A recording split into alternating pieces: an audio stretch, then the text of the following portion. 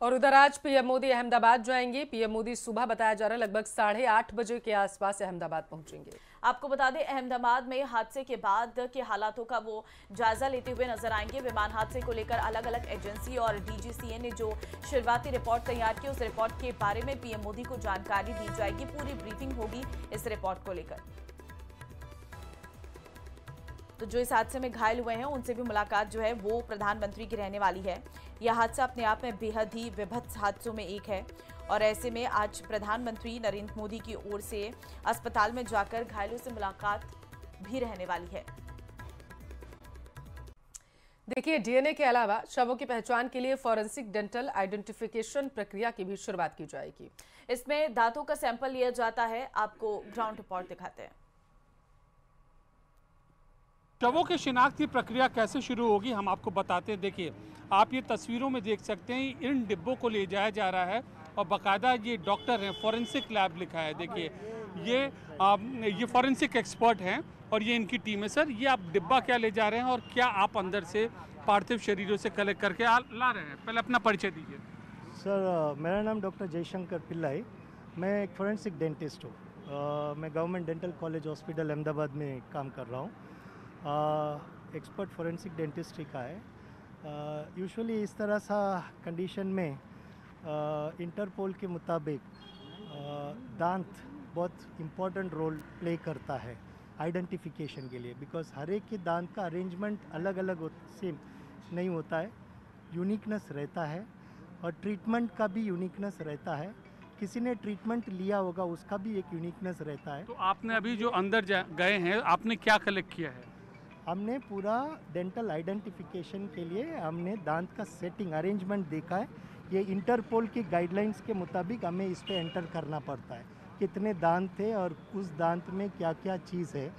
और अगर antemortem record मिल जाता है, बिकॉज डेंटल ट्रीटमेंट कभी किए होंगे तो उन डेंटिस्ट के पास से तो वो रिकॉर्ड्स मिल सकता है हमें, तो then we do a comparison. ये इंटरपोल का गाइडलाइंस है। तो आपने अभी तक हम गाइडलाइंस के हिसाब से हम कंपैरिजन करेंगे तो पॉजिटिव आइडेंटिफिकेशन होने का चांसेस रहता है। ये बताइए, अभी तक आपने कोई सैंपल इकट्ठा किया है?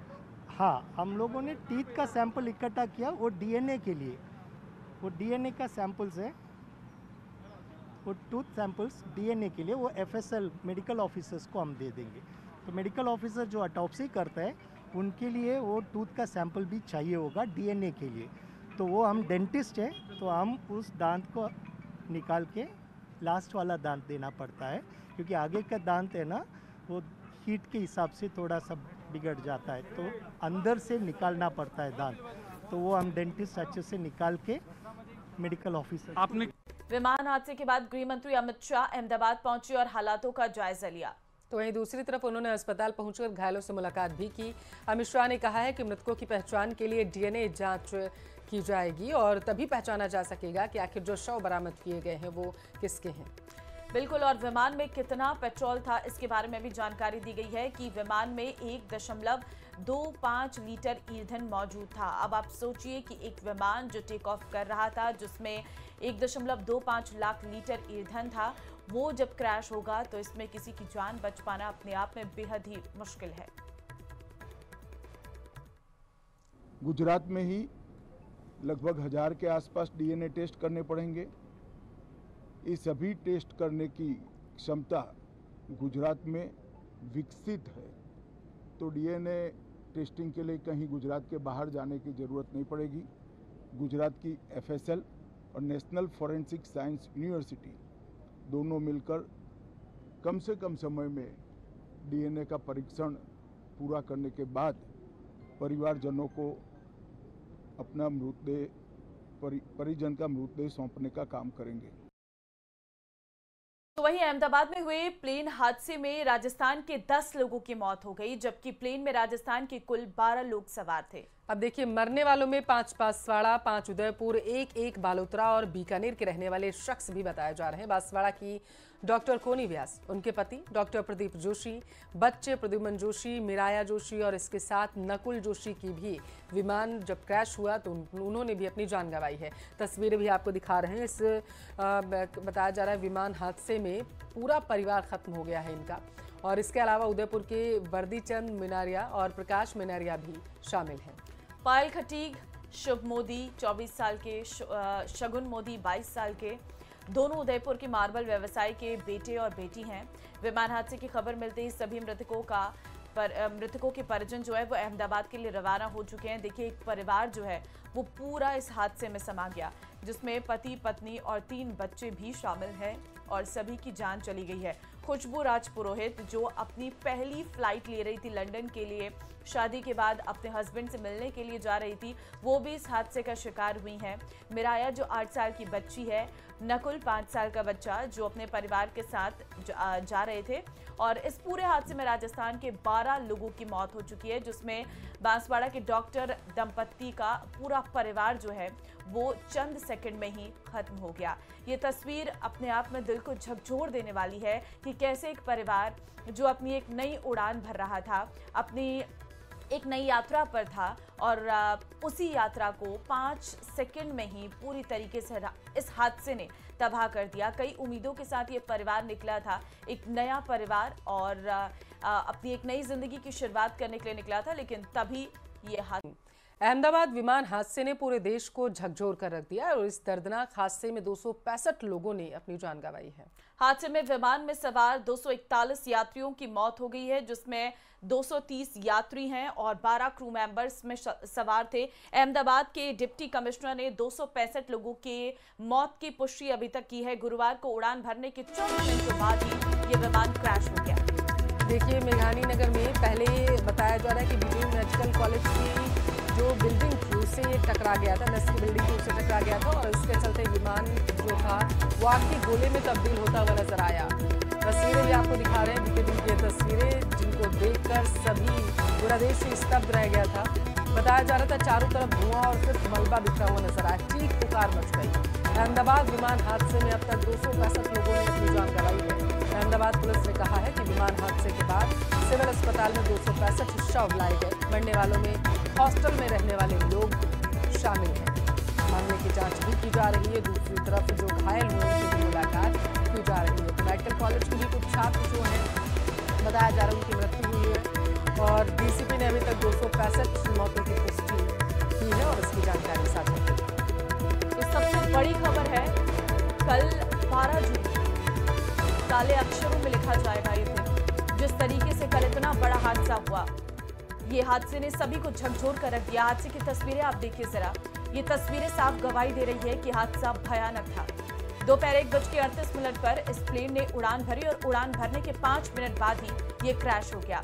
अब यह हादसा किस वजह से हुआ, क्या टेक्निकल इसमें कारण रहे हैं, इन सब की जांच ब्लैक बॉक्स के जरिए की जाएगी। ब्लैक बॉक्स जो है वो ये बताता है कि हादसे के पीछे की असल वजह क्या रही। फिलहाल ये बड़ी खबर आज की हम आपको दे रहे हैं। प्रधानमंत्री नरेंद्र मोदी भी आज अहमदाबाद जाएंगे, जहां पर वो पीड़ितों से मुलाकात करेंगे, भी जानकारी निकलकर सामने आ रही है। लेकिन हादसे ने सभी को झकझोर कर रख दिया है। जिस तरीके से अहमदाबाद में ये प्लेन क्रैश हुआ और उसकी जो वजह है वो धीरे धीरे अब सामने आने वाली है। लेकिन आप तस्वीरों के माध्यम से देख सकते हैं कि किस तरीके से यह हादसा घटित हुआ था। अब तक 265 लोगों की इसमें जान जा चुकी है, जिसमें फ्लाइट में मौजूद लोग तो शामिल ही है, साथ ही जहां पर ये प्लेन जाकर गिरा था उस हॉस्टल के मेस में खाना खा रहे लोग भी इस हादसे के शिकार हुए हैं। उनमें से भी कई लोगों की जान इसमें गई है। 265 लोग बताए जा रहे हैं, जिसमें 241 यात्री की मौत हुई है, जिसमें से एक यात्री की जान बच गई, क्योंकि जब हादसा हो रहा था तो इमरजेंसी एग्जिट वाले डोर से कूदकर उस शख्स की जान बच गई है। और इस पूरे हादसे में वही एक जिंदगी है जो बच पाई है। 242 लोग इस प्लेन में सवार थे, जिसमें से एक की जान बच गई है। 241 लोगों की जान चली गई है, क्योंकि हादसा इतना भयंकर था कि किसी को समय ही नहीं मिल पाया इस प्लेन से बाहर उतरने का, क्योंकि जब ये टेक ऑफ कर रहा था, उड़ान भर रहा था, उसके जस्ट 5 मिनट बाद ये क्रैश हो गया। वहां पर मौजूद एक बिल्डिंग जिसमें मेडिकल के छात्र रहते थे, वो एक हॉस्टल है, उसके मेश में खाना खा रहे थे। और आप देखिए किस तरीके से ये विमान का जो पीछे का हिस्सा है वो उस बिल्डिंग में जाकर अटक जाता है और उसके बाद धमाके से इसमें आग लग जाती है। क्योंकि जब एक फ्लाइट टेक ऑफ करती है तो उसमें जो फ्यूल होता है वो भारी मात्रा में होता है और अगर उसमें गलती से भी ब्लास्ट होगा तो पूरी फ्लाइट चंद सेकंड में जल जाएगी। इतना अधिक फ्यूल होता है और यही वजह रही इस हादसे के कारण के पीछे की भी। जैसे ही वो प्लेन टकराया तुरंत उसमें ब्लास्ट हो गया, आग लग गई और लोगों को समय नहीं मिल पाया इस फ्लाइट से उतरने का या अपनी जान को बचाने का। और 241 लोगों की जान चली गई है, 265 शव बरामद किए गए हैं, अस्पताल में लाए गए हैं। हम आपको लाइव तस्वीरें भी इस वक्त दिखा रहे हैं क्योंकि इस वक्त पूरा जो इलाका है वो सुरक्षा घेरे में है। पुलिस की टीमें जो हैं वो लगातार उस एरिया में मौजूद हैं और अब मलबा जो वहाँ पर गिरा हुआ था उसे इकट्ठा किया जा रहा है और अभी भी कई ऐसे लोग हैं जिनका अस्पताल में जारी है इलाज। उन लोगों की भी हालत जो है वो ठीक हो, इसकी कोशिश जो है वो लगातार की जा रही है। देखिए, क्योंकि ये प्लेन ने सीधा लंदन के लिए उड़ान भरी थी, इसलिए इसमें फ्यूल भी बड़ी मात्रा में था और आशंका ये जताई जा रही है शायद इतना जो विभत्स हादसा वहाँ पर घटित हुआ है वो इसी वजह से हुआ होगा। क्योंकि अमूमन देखा गया है जब प्लेन जो है अपना संतुलन खोता है या ऐसी घटनाएं घटित होती है तो पायलट बहुत सूझबूझ दिखाते हैं और कई बार ऐसी तस्वीरें भी सामने आई हैं कि हवा में लगातार प्लेन को पायलट की तरफ से तब तक उड़ाया जाता है जब तक उसका फ्यूल जो है वो ख़त्म नहीं हो जाता है। ये विशेषज्ञ लगातार कहते रहते हैं और ये एक्शन इस वजह से लिया जाता है पायलट की तरफ से ताकि अगर जो है प्लेन क्रैश हो तो जो कैजुअलिटी हो वो बहुत कम हो। लेकिन यहाँ पर किसी को समझने का मौका ही नहीं मिला क्योंकि उड़ान भरने के चंद मिनट बाद ही प्लेन क्रैश हुआ था।